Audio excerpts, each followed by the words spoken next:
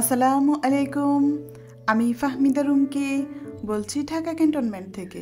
3A blog চ্যানেলে আপনাদেরকে আরও একবার স্বাগতম। যে যেখান থেকে আমার এই ভিডিওটি দেখছেন, আশা করছি আল্লাহর রহমতে সবাই ভালো আছেন। আমরাও আলহামদুলিল্লাহ ভালো আছি। আপনারা অনেকে জানেন হয়তো আমার বাবার বাড়ি এবং শ্বশুর বাড়ি দুইটাই নোয়াখালীতে। তো নোয়াখালীর অবস্থা তো সবাই এর মধ্যে জানা হয়ে গেছে।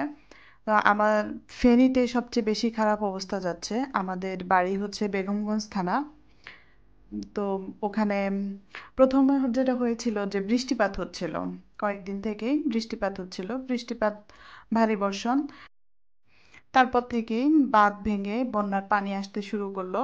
তো প্রথম দিকটাতে কেউ এতটা বুঝতে পারেনি যে পানি, বন্যা হবে বা পানি এতটা উঠবে। প্রথম দিকটাতে ভাই ভাবির সাথে কথা হচ্ছিল, বা আমার যাদের সাথেও কথা হচ্ছিল, সবাই বলছিল রাস্তাঘাট প্রায় পানিতে ডুবা ডুবা হয়ে আছে, বাড়ির আশপাশে পানি, কিন্তু কারো আঙ্গিনায় পানি ওঠা বা বাড়ি ঘরে পানি ওঠা সেরকমটা হয়েছিল না। তো তারপরেও আমার ভাবিদেরকে আমি বলছিলাম যে ভাবি, পানির কি অবস্থা, আপনারা ঢাকায় চলে আসেন বাচ্চাদেরকে নিয়ে। ভাবি বলছিল যে না, সেরকম হবে আসলে কেউ এটা বুঝতেই পারেনি, এক রাতের মধ্যেই সব জায়গায় পানি ওঠে একাকার। তো আপনারা হয়তো যেটা দেখেছেন ফেনীতে, আমাদের বাড়ি তো ফেনী না, আমাদের বাড়ি নোয়াখালী চমহনিতে। তো সেখানে তারপরেও অনেক পানি উঠেছে। আম, প্রথম যেদিন হচ্ছে সকালে উঠেই নিউজে দেখতে পেলাম পানি, দেখেই হচ্ছে ভাবিদেরকে ফোন দিলাম। ভাবি তো খুব ভয় পেয়ে যাচ্ছে বাচ্চাদেরকে নিয়ে, বলছে যে না, আরো বেশি পানি হয়ে যাবে। তো আমি বুঝিয়েছিলাম যে ভাবি না, পানি, আপনারা আসেন। ভাইয়াকে বললাম, ভাইয়া বলে যে না, ঢাকায় আসার মতো কোনো অবস্থা নেই এখন আর, কারণ রাস্তাঘাট সব ডুবে গিয়েছে। আর বিদ্যুৎ সংযোগও বিচ্ছিন্ন করা হয়েছে সেই সাথে। তো এখন দেখা গেছে আমাদের ফোনেও আর চার্জ নেই, একটু পরে হয়তো আর তোমাদের সাথে কথাও বলতে পারবো না। তারপর আর কি করার, এই অবস্থায় ছিলাম। ওদিকে আম্মারা আমেরিকাতে, ওখান থেকে আম্মারাও টেনশন করছে, ওদের ফোনে না পেলে আমাকে ফোন দিচ্ছে। তো আমি বললাম যে আমার সাথে শেষ কথা হয়েছিল। তারপর আম্মাও ফোনে চেষ্টা করছে, সবাই বলছে যে ওদের বিদ্যুৎ বিচ্ছিন্নর কারণে ওদের সাথে যোগাযোগ করা যাচ্ছে না। তারপর কিছুটা সময় যদি বাজারে কারেন্ট আসে, ভাইয়া অনেক কষ্টে গিয়ে সেখান থেকে একটু চার্জ দিয়ে এসে তারপর আমাদের সাথে যোগাযোগ করে। এভাবেই চলছিল আর কি। তো সেই সাথে মন মানসিক অবস্থা খুবই খারাপ, বারবার হচ্ছে নিউজ দেখছিলাম যে কি হলো, আসলে স্মরণকালের ভয়াবহ বন্যা যেটাকে বলে, আমাদের নোয়াখালীর মানুষ দেখেছে। তো প্রাণের শহর যেখানে ভালো নেই, সেখানে আমি ভালো থাকি কি করে। এখনো বন্যা পরিস্থিতি সেরকম উন্নতি বা অবনতি কিছুই হয়নি, একই রকম ভাবেই আছে। বৃষ্টিপাত কিছুটা কমেছে, কিন্তু বন্যার পানি কমেনি। এটা তো সবারই আসলে জানা, আপনারা হয়তো বা নিউজে দেখেছেন। তো তারপরেও বলছি, আমার মনের কথা আমি বলছি। আম্মারা ওখান থেকে হচ্ছে খুবই টেনশন করে। এদিকে সবাই যে হচ্ছে ত্রাণের জন্য এগিয়ে এসেছে, আমাদের এখান থেকে কয়েকজন ভাবিরা মিলে যে যা পারছে দিচ্ছে, যার যেতটুকু সামর্থ্য বাসা থেকে এসে হচ্ছে নিয়ে যাচ্ছে। বাচ্চাদের কাপড় চোপড়, বড়দের কাপড় চোপড়, নগদ টাকা, যে যা পারছে দিচ্ছে, সামর্থ্য অনুযায়ী সবাই হেল্প করছে। এখন আমার আম্মারাও তো দেশের বাইরে থাকে, আম্মা আপা ওনারা মিলেও হচ্ছে হেল্প করছে ভাইয়ের কাছে ওদিকে। আমাদের বাড়ির অবস্থা আলহামদুলিল্লাহ ভালো মোটামুটি। আমার ভাইয়া তো নতুন ঘর করেছে, যারা আমার আগের ভিডিওগুলো দেখেছেন তারা হয়তো বলতে পারেন যে দেখতে পারেন। তো ভাইয়া অনেকটা উঁচা করে টাঙ্কি, তারপরে বাড়ি, সবই নির্মাণ করেছেন। তারপরেও আমার ভাবি ভয় পাচ্ছেন। না, আলহামদুলিল্লাহ আমাদের যে ঘরের ভিতরে পানি ওঠা তা না, এমনি হচ্ছে বাইরের আঙিনা পর্যন্ত পানি এসেছে। এখানটাতে আকাশের যে কি অবস্থা, আপনাদেরকে কি দেখাবো। ঢাকায় আমরাও প্রচুর বৃষ্টিপাতের মধ্যে ছিলাম। মানে আকাশটাকে দেখলে মনে হয় যে এই যে আকাশ পুরো মেঘে হচ্ছে ঘিরে আছে, দিন নাকি রাত কিছুই বোঝা যাচ্ছে না, এমন একটা পরিস্থিতিতে আমরা ছিলাম। তো আমাদের এখানে আকাশের মেঘ, তারপরে সূর্যের আলো তো বোঝাই যাচ্ছে না, এই যে দেখতে পাচ্ছেন। তো পানি তো ঢাকা আমি কোথাও দেখিনি, বা আমাদের আশেপাশে কোথাও দেখিনি, কিন্তু বৃষ্টি, প্রচুর বৃষ্টিপাত হচ্ছিল।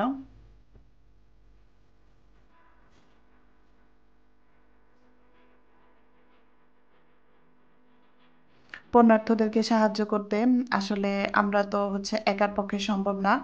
সবাই মিলে এগিয়ে আসতে হবে। এখানে সমাজের যাদের হচ্ছে আর্থিক অবস্থা ভালো, তারা যে যতটুকু পারে সামর্থ্য অনুযায়ী চেষ্টা করে। আসলে খুবই খারাপ লাগে ওদের পাশে এখন দাঁড়াতে না পারলে। ওদের সবকিছুই এখন প্রয়োজন। বিশুদ্ধ পানি, খাবার, তারপরে পোশাক, সব ধরনের জিনিসই প্রয়োজন।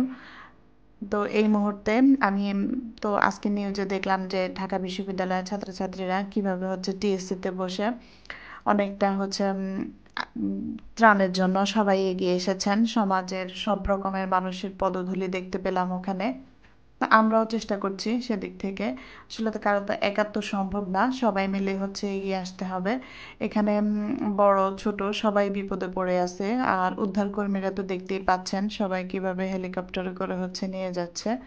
আর আমাদের ঘরের অবস্থা এই যে, মন খারাপ করে থাকলে তো হবে না। এখানে বাচ্চাদের একটু খুশি রাখতে হয়। তাল সাধারণত জাল করে খেলেও আমার কাছে ভালো লাগে, আমি খাই, সমস্যা নেই। কিন্তু বাচ্চাদের বেলায় যেটা হয়, আমার বাচ্চারা কেউই তাল খেতে চায় না। তালের রস জাল করলে কোনোভাবেই তারা খাবে না। তো আরাফার বাবাও খায় মোটামুটি, ওরকম না। তবে তাল দিয়ে যদি কিছু বানানো হয় তাহলে সেটা তারা খুব পছন্দ করে। আমি ছোটবেলায় দেখতাম আমার আম্মা হচ্ছে তাল দিয়ে আমাদেরকে একটা পিঠা বানিয়ে দিত, বিবিখানা পিঠা তালের। তো ওটা আসলে আম্মা কিভাবে বানাতো আমি অত ডিটেলস হচ্ছে খেয়াল করিনি, কিন্তু আমাদের দুপুরে রান্না হয়ে গেলে খড়ির চুলাতে একটা বিবিখানা পিঠা বানাইতো, বা নোয়াখালীর আঞ্চলিক ভাষায় এর একটা নাম আছে। তো এই মুহূর্তে আমার এখন মনে পড়ছে না। আমি চেষ্টা করব আম্মার কাছ থেকে রেসিপি নিয়ে একদিন আপনাদের সাথে শেয়ার করার জন্য। তো তালটা নিয়েছি, এখন রস জাল দেব বা হচ্ছে ফ্রিজে রেখে দেব, কি করব বুঝতে পারছিলাম না। বাচ্চাদেরকে খুশি করার জন্য একটা হচ্ছে তালের কেক বানিয়ে দিচ্ছিলাম। তালের ভাপা কেক, যেটা মানে আমরা অনেক সময় হচ্ছে ডুবো তেলের পিঠা খেতে চাই না অনেকে, যে তেলের পিঠা খেলে বুক জ্বালা করে বা একটু গ্যাসের সমস্যা হয়। তো এখানে হচ্ছে পানির ভাপে কেকটা তৈরি হয়েছে, তো খেতে বেশ ভীষণ মজা হয়েছে, এবং সেই সাথে হচ্ছে সব বাচ্চারা খুব খুশি হয়েছে আর কি আমার বাসায়। তো আপনারা এভাবে ট্রাই করে দেখতে পারেন। এখানে একটা ডিম দিলেও হতো, আমি 2টা ডিমই দিয়েছি। আর এই যে কেকের যে বিশেষত্বটা সেটা হচ্ছে যে আপনার চালনি দিয়ে চেলে নিতে হয়, না হলে এখানে ময়দাটা ভালো হয় না। ময়দার যদি দলা থাকে তাহলে কেকটা ভালোভাবে হচ্ছে ফ্লাফি হয় না। এটা আমরা সবাই জানি অবশ্য। আমার মতো হচ্ছে যারা নতুন রাঁধুনি, আমি তাদের উদ্দেশ্যেই দেখাচ্ছি। কেকটা এত সহজে ঘরোয়া উপায়ে হচ্ছে বানানো হয়েছে, আর খেতে এত মজা হয়েছে, আপনাদেরকে আমি এখন ভয়েস ওভার করতে এসে আর কি বলবো। খুবই মজা হয়েছে। আর এই মুহূর্তে আমার বাসায় আমার আরহান অসুস্থ। তো আরহান বন্যার আগে থেকেই প্রথম দিকটাতে বৃষ্টির পানিতে ভিজে জ্বর এসেছিল। তো জ্বরের ওষুধ খাওয়ানোর পরে হচ্ছে ওর পাতলা পায়খানা। এখন জ্বর পাতলা পায়খানা দুটো মিলেই আছেন উনি। ওনার অসুস্থতার কারণে আসলে আমার ভিডিও দিতে এতটা দেরি হয়ে গিয়েছে।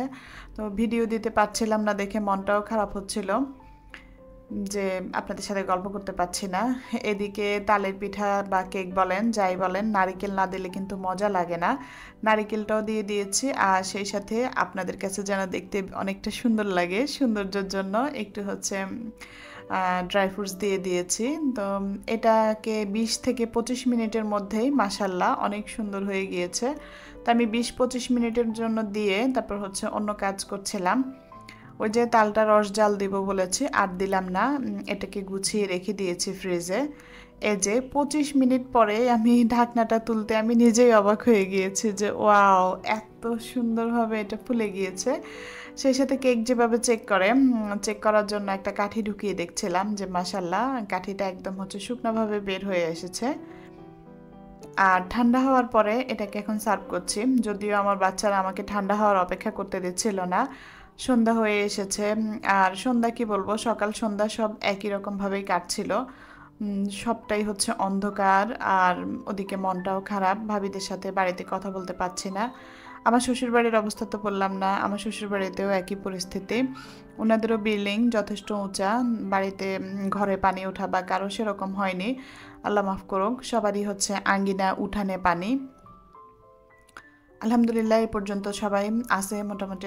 আলহামদুলিল্লাহ, আল্লাহ রহমতে আল্লাহ ভালো রেখেছেন। ফেনী ফুলগাজী এলাকা যখন টিভির মধ্যে খবরে দেখি তখন খুবই খারাপ লাগে।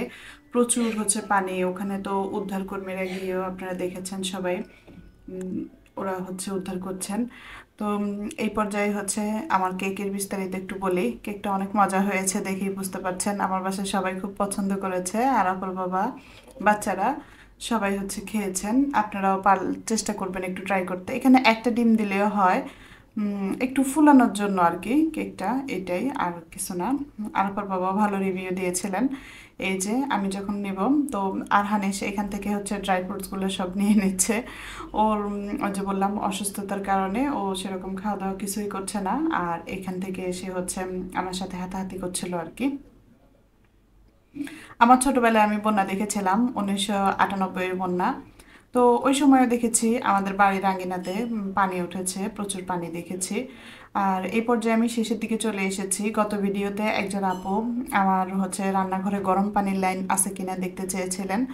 তো আপু রান্নাঘরে যখন গরম পানির লাইনটা করা হয়েছিল, তখন এটা হচ্ছে মানে বিল্ডিং তৈরি করার সময়, প্লাস্টার করার আগে উনি আমাদেরকে জিজ্ঞেস করেছিলেন কিচেনে হচ্ছে গরম পানি নেবেন কিনা।